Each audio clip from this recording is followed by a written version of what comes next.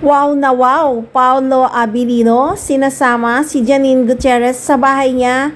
Totoo nga ba itets? Isa pang OMG! Tagong-tago nga ang relasyon ng Paunin. Hindi rin natin alam ang dahilan.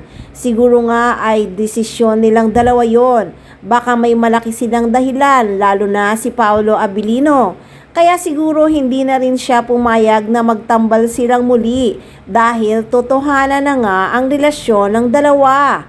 At ito na nga ang good news. Ayon sa isang source, dinadala daw ni Paolo Abilino si Janine Gutierrez sa bahay niya.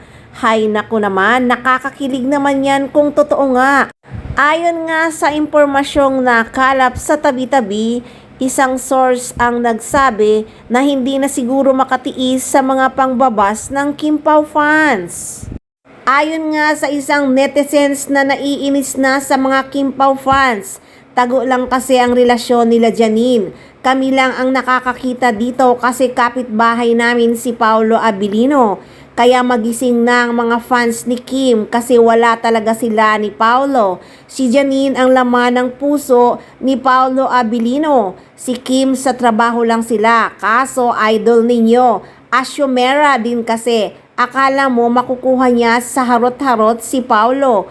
Hoy, may sariling pag-iisip yan no? At may pinag-aralan yan. Hindi yan bobo. At saka 'di ba sinabi naman talaga ni Paolo na may special sa buhay niya. Kayo lang kasi yung mga fans ng mga Kim Pao ang pumipilit. Tapos kung masaktan sisi nyo si Paolo, may iba nga siya at yon ang kasama niya dito sa bahay niya. OMG, kasama niya sa bahay niya si Janine Gutierrez. OMG talaga. Hahaha, ay pag-ibig, ano na itits, nakakasira ng ulo sa kilig, kayo na ang humusga. Sabihin na naman ng iba dyan, resibo daw ipakita. Di paniwalaan nyo ang gusto nyong paniwalaan at kami paniniwalaan din namin ang gusto naming paniwalaan, okay? Shut up! Kinikilig ako now, kaya anong masasabi nyo? Comment lang at mangwas lang, libre lang yan. Siguradong re-resback na naman ang iba dyan. Sasabihin na naman, fake news yan. Di wow. Wait na lang natin kung sino talaga ang nagkakalat ng fake news.